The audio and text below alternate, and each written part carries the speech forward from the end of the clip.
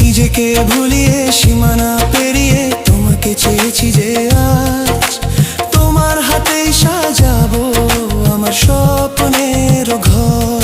আমি তোমার প্রেমে পড়ে দুনিয়া ভুলে গেছি।